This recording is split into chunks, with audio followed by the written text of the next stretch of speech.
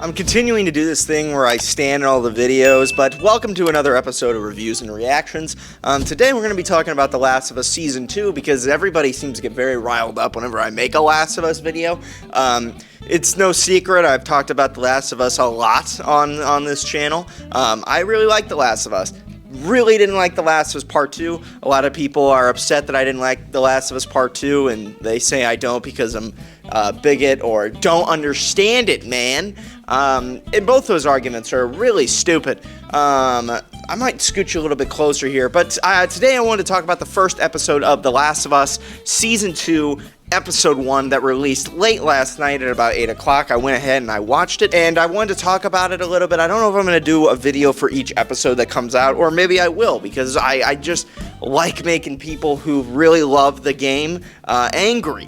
And even I decided to give Naughty Dog another chance at this, because let's see how they do with The Last of Us Season 2.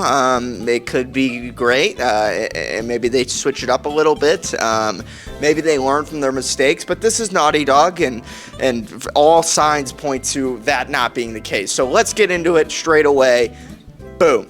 So first things first, I decided to watch Season 2 of The Last of Us, even though it's a direct adaptation of Part 2 of the game, to see how they were going to do this in the different medium of a TV show and not it being a game.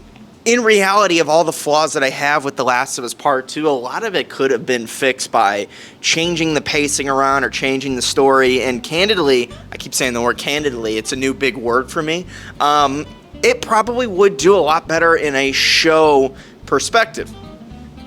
Now, that's not fixing the massive amounts of issues that are the writing in general of the show. It's a complete mess storyline, or not the show, the video game. It's a complete mess storyline-wise, 100%. It's absolutely not the game that anybody wanted whenever they were conjuring up a new game for The Last of Us.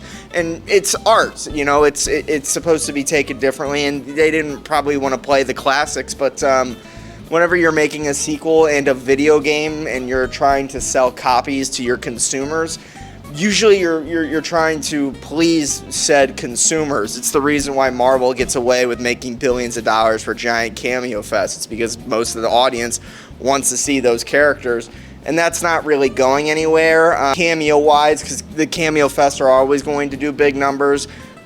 People are getting sick and tired of, you know, the shitty plots, and it seems like they're trying to fix that as well, so that's good. But back to The Last of Us. So I've said it a million times. The story that I wanted with The Last of Us Part 2 was a continuation of the story with Joel and Ellie. That's it. It's the relationship that makes The Last of Us special, and you could say The Last of Us Part 2 is exactly that, but it's really not. And as far as Last of Us Season 2 Part 1, that's not gonna change. Joel is going to die next episode, and it's probably going to be at the end of the episode.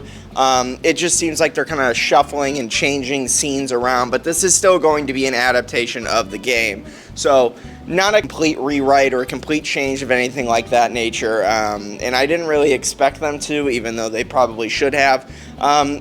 It looks like they're focused on trying to fix the story that was told in the game and telling it a little better in the show, and I think that they could very well do that, but that's not going to fix the issues that are already there, in my opinion.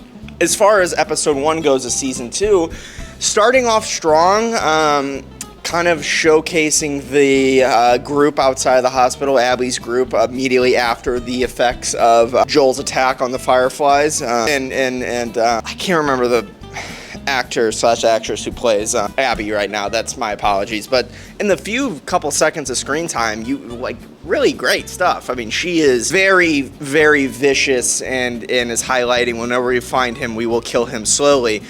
That's Abby. First, straight up, and I know a lot of people are kind of shitting on them for not doing the whole muscle thing, but people were shitting on them in the game for doing the muscle thing. Me personally, while it looked kind of odd, it makes a little bit of sense that she would be muscled up and jacked up because she's been training her whole life to go after and kill Joel, or at least has been training for 5 years to go after and kill Joel. So her being a little, muscled up, I don't actually mind that at all, even though I thought I probably wouldn't have done it because it did look unnatural and very weird in the game. So I see why they didn't do that here, and this is real life, and making her buff up that much would be a lot. But I believe her name's Kaitlyn. This is really stupid of me that I can't remember her name. It's just a blank at the moment. But for the few seconds that she's in this episode, great stuff, I thought. As far as trying to portray that hate and that viciousness and the grief of that. You don't exactly figure out quite yet that she is the daughter of the doctor, but you figure out that she is attached to at least somebody in that group, and it is very emotionally pulling towards her. So getting that reveal, getting an understanding of where they're coming from early, I actually like that a little bit. It shuffles things up. Now, we spend a lot of time in episode 1 with the team in Jackson, which I think is the right call. You want to be able to spend time with Joel and Ellie and as much more time before Joel gets killed. Still not going to be enough because he's definitely dead at the end of next episode. I don't know that to be true, but that all signs are pointing there. I like the idea that Joel is working as a contractor in the establishment. That's pretty clever, actually. Building houses and expanding the walls for new people coming in. He's still that same Joel. We can't keep bringing people in. We have to stop, and I kind of like that. I like that concept. I like the relation, how they established a relationship between him and Dina. That was not really in the games. I like how they went that route. I like how Tommy's son is there. I think that's good. I like how they're kind of further establishing a relationship with Ellie and Tommy. All new changes that are all really good, but the big new change that was in there is they sent Joel to therapy.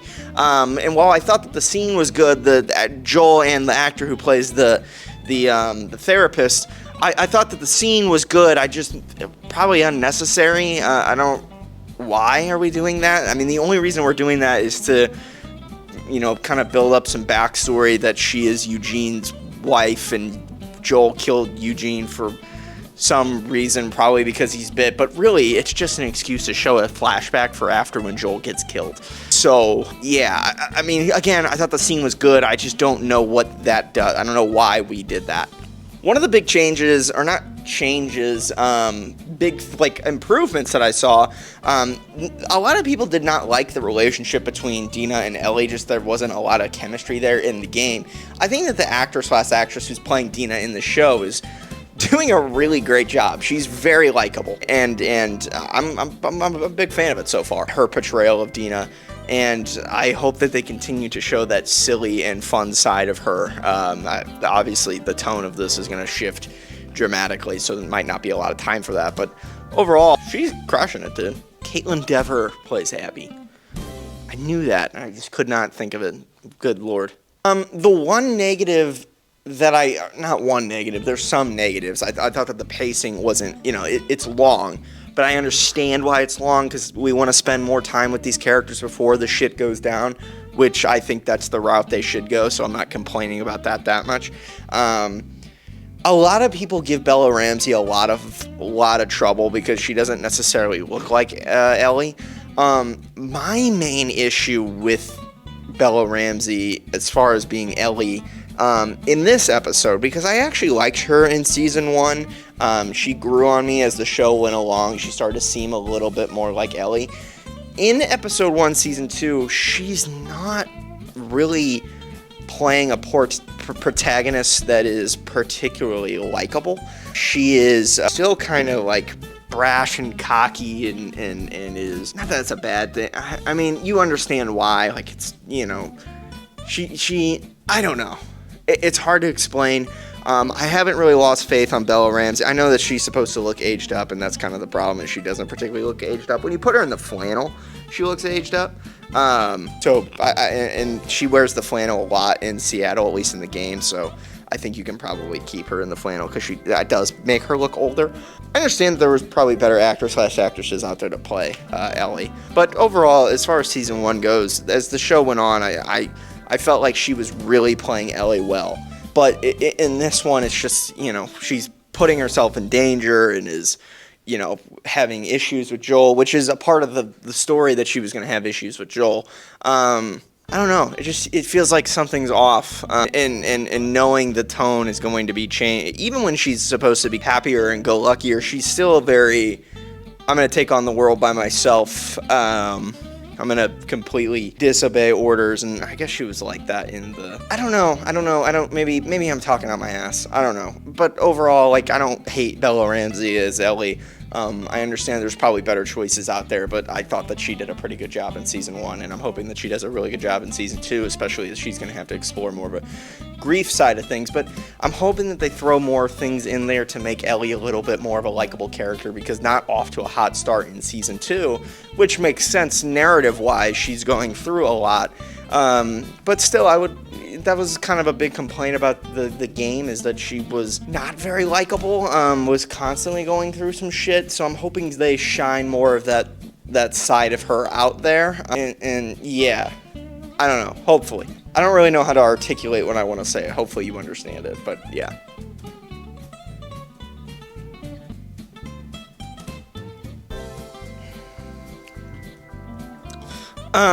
Going into next week's episode, it seems like that the way they're going to go about things and the horde that are coming in, I like the way how they set it up, where the sprouts coming in through the drain pipe, and it's going to create that hive mind, and it's going to send a hive to Jackson, or horde to Jackson.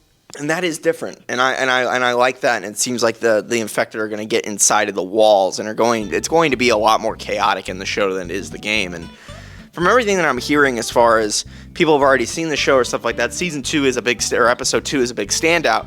So I'm expecting this to be a very action-packed episode, and that is where I'm expecting Joel to die amongst the crowd. But also, on top of it, I don't feel like Joel and Ellie have had the conversation where Joel told her what's going on, because it doesn't seem, everybody he talks to, maybe I read this wrong, it doesn't seem like he knows why she's mad at him.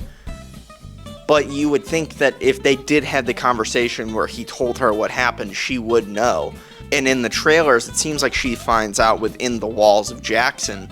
So I'm curious to see if Abby's group shows up to the wall, they have a big confrontation, they find out they expose Joel for what happened. Ellie loses her mind, the horde attacks, causes a big chaos, Abby's group escapes, runs into Joel, even if Joel saves them or whatever, and that's how he dies at the end. And it's probably going to be like a cliffhanger type of thing. I'm begging HBO not to do the golf club thing. I just can't watch that with Pedro Pascal, and I might have to turn it off.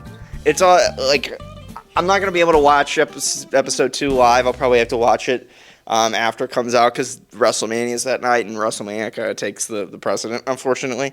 But please do not golf club Pedro Pascal. But if they go the route where Abby shows up at the gate, they let them in, Abby exposes them, the crowd in town are kind of like, what happened? And then the horde attacks, and shit kind of goes down, and amongst the chaos, Abby kills Joel, maybe by shooting him or something different. That would be better than the route that they went in the game, because that wouldn't mean Joel put himself in that situation.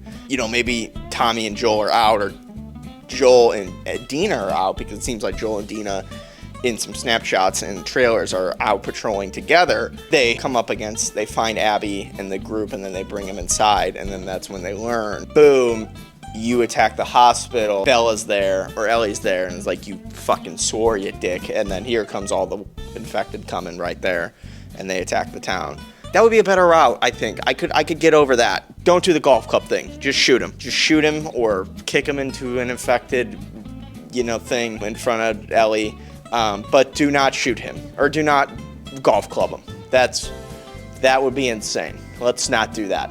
And if you don't golf club him, you're going to be able to find a way to have, Bella get more, not Bella. We'll be able to empathize with Abby a little bit more if it's not that big, slowly fucking golf club bashing thing. We go about it a little differently. That would be better. So hopefully they go that route. But yeah, Last of Us Season 2, Episode 1, I thought it was just a good setup. Nothing really special here, but nothing bad either. Let me know what you thought about it in the comments below. Make sure you like and subscribe. Turn on the notification bell so you can see more videos. And go to our website, www.neverunlikely. We got some cool stuff coming up in the summer. We're going to do a little bit of traveling, I'd imagine. It should be exciting. So yeah, I'll see you guys in the next one. Peace, love, adios, and goodbye.